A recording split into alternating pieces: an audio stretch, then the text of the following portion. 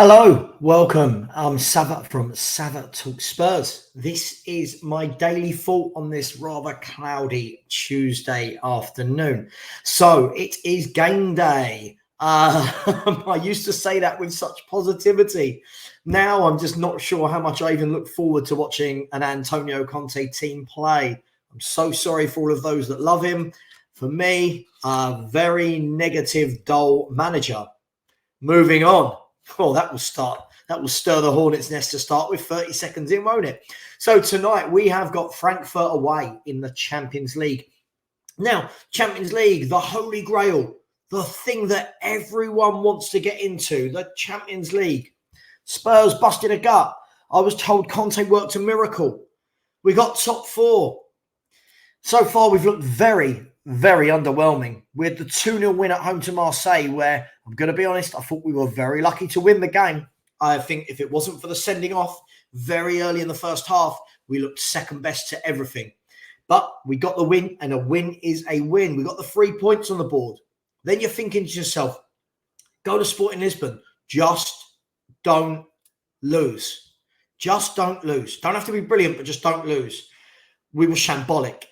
A couple of late goals, granted, but throughout the whole game, Sporting made us look very poor. I thought Sporting made us look like a team that didn't even deserve to be playing European football at all. Marcus Edwards and a few others just opened us up at will, and it was very, very disappointing. So where does that leave us? 2 games, 3 points, not the end of the world. But that now puts a lot of emphasis on today's game. Really, really pivotal game away at Frankfurt. So, Frankfurt, last season's surprise package in Europe, winning the Europa League, beating Rangers on the way, beating Barcelona on the way, beating West Ham on the way.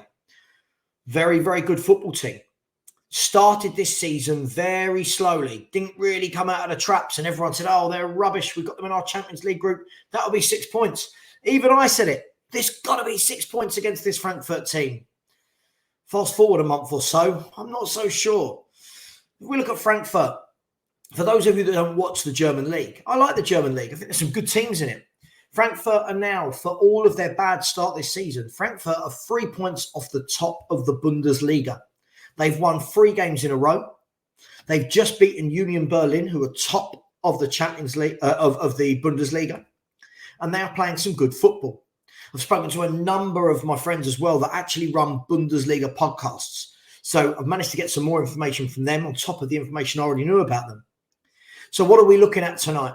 We're looking at playing a team that play more of a 3-4-2-1 than a 3-4-3. Really, we should be matching them up. Really, they're not the most exciting team in the world, but they're very effective.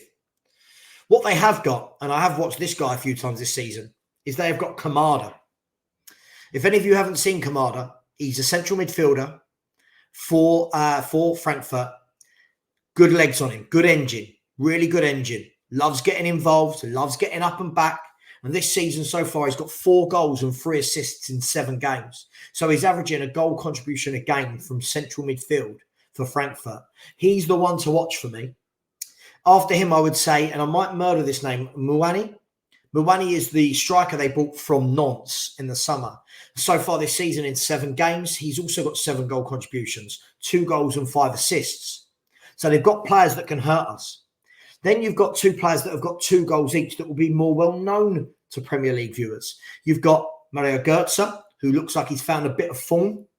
Finally, very talented player, but looks like he's come back, gone to Frankfurt and found his feet. And also you've got Lindstrom, who's also grabbed a couple of goals. He plays in one of the 2 positions just behind Muani. Then we look at the back. They've got players like Underkar. Now, for anyone that was talking all summer about needing a centre-half, Underkar's name came up over and over again. A guy with a year on his contract. Talks worth 30 million euros, 25 million euros. Left-footed, powerful, brings the ball out, good tackler, good size, strong, tall. Well, apparently Conte only wants Bastoni, but they've got him as well. Now, what are we expecting from today's game? I would expect for any good coach to watch Tottenham Hotspur and say, right, go at them. They can't handle it, go at them. Press, press, press. Yeah, start like a house on fire, because Spurs never start like a house on fire. For as good as people talk about Conte, he cannot get us fired up for a game to begin with, can he? Always going a goal down, always. So I expect them to come out the blocks fast. I expect that they'll be very organised.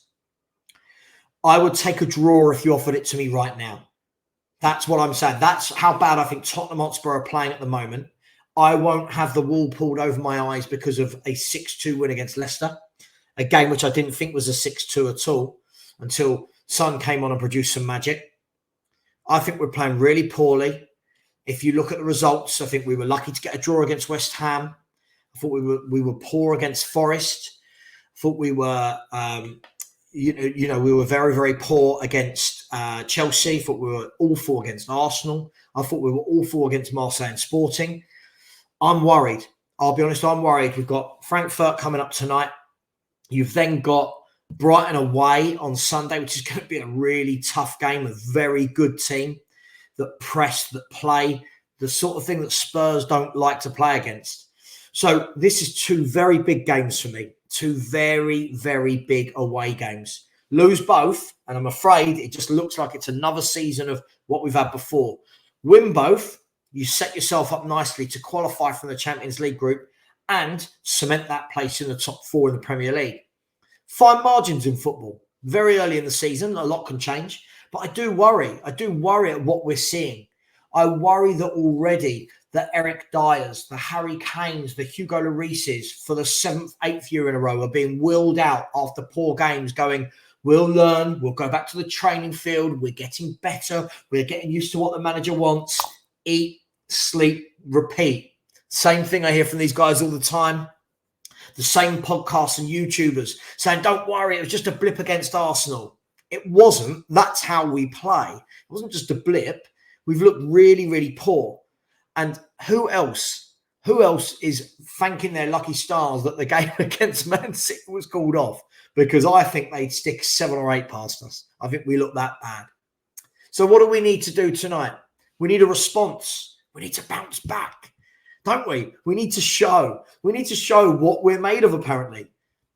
The problem for me is I don't know what we're made of. I find us a very methodical, rigorous, hardworking team, but one without a lot of pressing, without a lot of legs in the team, without any creativity.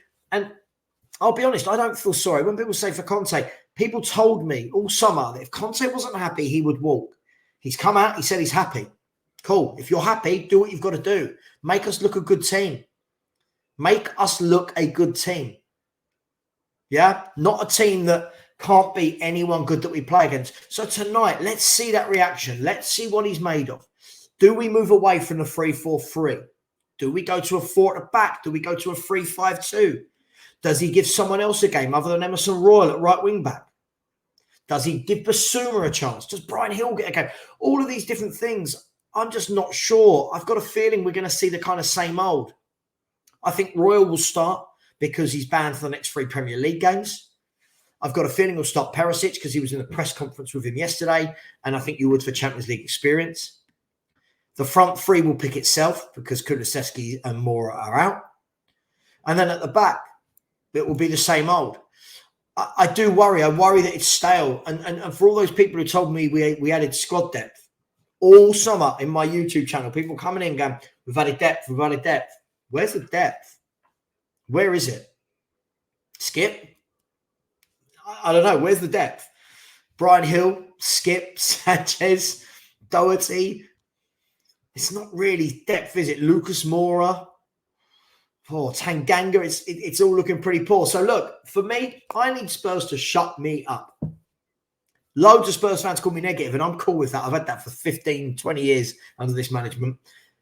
I need them to shut me up. For me personally, I need them to shut me up. I need, as a fan, this isn't what for every Spurs fan. This is for Richard Savva. I need to watch Spurs tonight or Sunday and go, yeah, that's more like it. That's what we want to see. So leave your thoughts. I will say I think my prediction will be the same as the Arsenal one. I think it will be a 2-2 draw or a 2-1 win to Frankfurt. I just can't see who we're beating at the moment unless we're playing really, really poor teams. I want to come on here tomorrow, my daily thought, and say, I was wrong. We won 3-0. Great away performance. I'm just worried that I won't be. So leave me your thoughts. What do you think the score will be? What do you think the lineup will be? I will be live tonight, 7:30 if you fancy it. Henry Wright and I are doing a live watch along on my channel. I'm going to send out the details in a bit. Please come and join us. Watch the game. Have a laugh. Cry. Hear us moan. Hear us praise them if we can. Join us. And as always, come on, you Spurs.